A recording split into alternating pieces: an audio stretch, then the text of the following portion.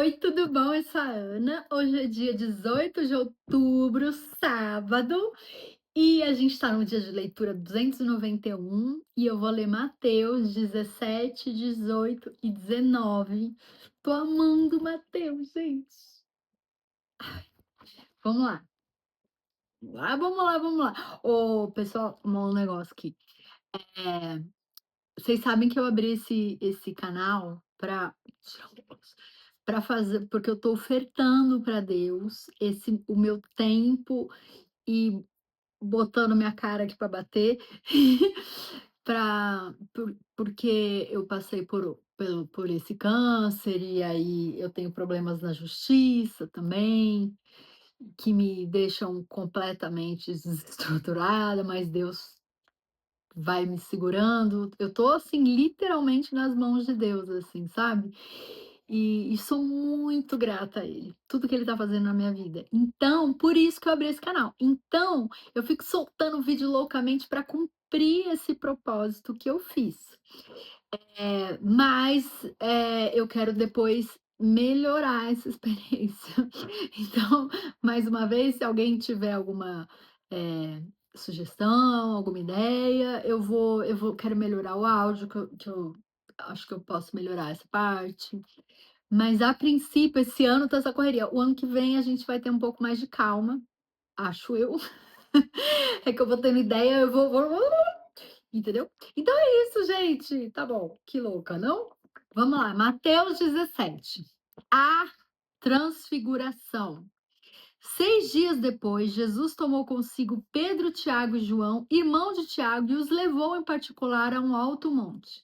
Ali ele foi transfigurado diante deles. Sua face brilhou como o sol e suas roupas se tornaram brancas como a luz.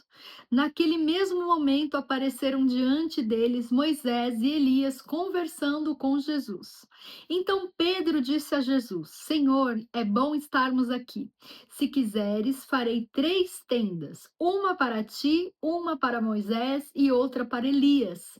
Enquanto ele ainda estava falando, uma nuvem resplandecente os envolveu e dela saiu uma voz que dizia: Este é o meu filho amado, de quem me agrado, ouçam-no. Ouvindo isso, os discípulos prostraram-se com o rosto em terra e ficaram aterrorizados. Mas Jesus se aproximou, tocou neles e disse: Levantem-se, não tenham medo. E erguendo eles os olhos, não viram mais ninguém a não ser Jesus. Enquanto desciam do monte, Jesus lhes ordenou: Não contem a ninguém o que vocês viram até o que o Filho do Homem tenha sido ressuscitado dos mortos. Os discípulos lhe perguntaram: Então, por que os mestres da lei dizem que é necessário que Elias venha primeiro? Jesus respondeu: De fato, Elias vem e restaurará todas as coisas. Mas eu lhes digo: Elias já veio, e eles não o reconheceram, mas fizeram com ele tudo o que quiseram. Da mesma forma, o Filho do Homem será maltratado por eles. Então os discípulos entenderam que era de João Batista que ele tinha falado. Aí, a cura de um menino endemoninhado. Quando chegaram onde estava a multidão, um homem aproximou-se de Jesus, ajoelhou-se diante dele e disse: Senhor, tem misericórdia do meu filho. Ele tem ataques e está sofrendo muito. Muitas vezes cai no fogo ou na água. Eu o trouxe aos teus discípulos, mas eles não puderam curá-lo. Respondeu Jesus: Ó geração incrédula e perversa, até quando estarei com vocês? Até quando terei que suportá-los? Tragam-me o menino. Jesus repreendeu o demônio, este saiu do menino, que daquele momento em diante ficou curado. Então os discípulos aproximaram-se de Jesus em particular e perguntaram: Por que não conseguimos expulsá-lo? Ele respondeu: Porque a fé que vocês têm é pequena. Eu lhes asseguro que se vocês tiverem fé do tamanho de um grão de mostarda, poderão dizer a este monte: Vá daqui para lá e ele irá. Nada lhe será impossível. Mas essa espécie só sai pela oração e pelo jejum. Reunindo-se eles na Galileia, Jesus lhe disse: O Filho do Homem será entregue nas mãos dos homens. Eles o matarão e no terceiro dia ele ressuscitará. E os discípulos ficaram cheios de tristeza. O imposto do templo. Quando Jesus e seus discípulos chegaram a Cafarnaum, os coletores do imposto de 2 dracmas vieram a Pedro e perguntaram: O mestre de vocês não paga o imposto do templo? Sim, paga, respondeu ele. Quando Pedro entrou na casa, Jesus foi o primeiro a falar, perguntando-lhe: O que você acha, Simão? De quem os reis da terra cobram impostos e tributos? De seus próprios filhos ou dos outros? Dos outros, respondeu Pedro. Disse-lhe Jesus: Então os filhos estão isentos, mas para não escandalizá-los, vá ao mar e jogue um anzol. Tire o primeiro peixe que você pegar, abra-lhe a boca e você encontrará uma moeda de 4 dracmas. Pegue-a e entregue-as a eles para pagar o meu imposto e o seu. O maior no reino dos céus. Aí Mateus 18. Não. Naquele momento, os discípulos chegaram a Jesus e perguntaram: Quem é o maior no reino dos céus? Chamando uma criança, colocou-a no meio deles e disse: Eu lhes asseguro que, a não ser que vocês se convertam e se tornem como crianças, jamais entrarão no reino dos céus. Portanto, quem se faz humilde como esta criança, este é o maior no reino dos céus. Quem recebe uma destas crianças em meu nome está me recebendo. Mas se alguém fizer cair no pecado um destes pequeninos que creem em mim, melhor lhe seria amarrar uma pedra de moinho no pescoço e se afogar nas profundezas do mar. Ai do mundo, por causa das coisas que fazem cair no pecado. É inevitável que tais coisas aconteçam, mas ai daquele por meio de quem elas acontecem. Se a sua mão ou o seu pé o fizer tropeçar, corte-os e jogue-os fora. É melhor entrar na vida mutilado ou aleijado do que, tendo as 2 mãos ou os 2 pés, ser lançado no fogo eterno. E se o seu olho o fizer tropeçar, arranque-o e jogue-o fora. É melhor entrar na vida com um só olho do que, tendo os 2 olhos, ser lançados no fogo do inferno. A parábola da ovelha perdida. Cuidado para não desprezarem um só destes pequeninos. Eu lhes digo que os anjos deles nos céus estão sempre vendo a face de meu Pai Celeste. O Filho do Homem veio para salvar o que se havia perdido. O que acham vocês? Se alguém possui 100 ovelhas e uma delas se perde, não deixará as 99 nos montes indo procurar a que se perdeu? E se conseguir encontrá-la, garanto-lhes que ele ficará mais contente com aquela ovelha do que com as 99 que não se perderam. Da mesma forma, o Pai de vocês que está nos céus não quer que nenhum destes pequeninos se perca. Como tratar a ofensa de um irmão? Se o seu irmão pecar contra você, vá e a sós com ele mostre-lhe o erro. Se ele o ouvir, você ganhou seu irmão. Mas se ele não ouvir, leve consigo mais um ou 2 outros, de modo que qualquer acusação seja confirmada pelo depoimento de 2 ou 3 testemunhas. Se ele se recusar a ouvi-los, conte à igreja. E se ele se recusar a ouvir também a igreja, trate-o como pagão ou publicano. Digo-lhes a verdade. Tudo que vocês ligarem na terra será ligado no céu, e tudo que vocês desligarem na terra terá sido desligado no céu. Também lhes digo que se 2 de vocês concordarem na terra em qualquer assunto sobre o qual pedirem, isso lhes será feito por meu Pai que está nos céus. Pois onde se reunirem 2 ou 3 em meu nome, ali eu estou no meio deles. Ah, isso é muito incrível, não é? Que é isso? É 18 Mateus 19. Muito legal, né? A parábola do servo impiedoso. Então Pedro aproximou-se de Jesus e perguntou: Senhor, quantas vezes deverei perdoar a meu irmão quando ele pecar contra mim? Até 7 vezes? Jesus respondeu: Eu lhe digo, não até 7, mas 70 vezes 7. Por isso, o reino dos céus é como um rei que deveria acertar contas com os seus servos. Quando começou o acerto, foi trazido à sua presença um que lhe devia uma enorme quantidade de prata. Como não tinha condições de pagar, o Senhor ordenou que ele, sua mulher, seus filhos e tudo o que ele possuía fossem vendidos para pagar a dívida.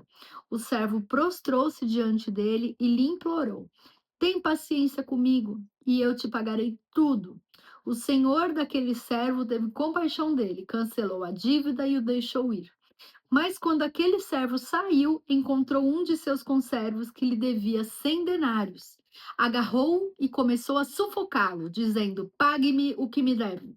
Então o seu conservo caiu de joelhos e implorou-lhe: Tenha paciência comigo e eu lhe pagarei.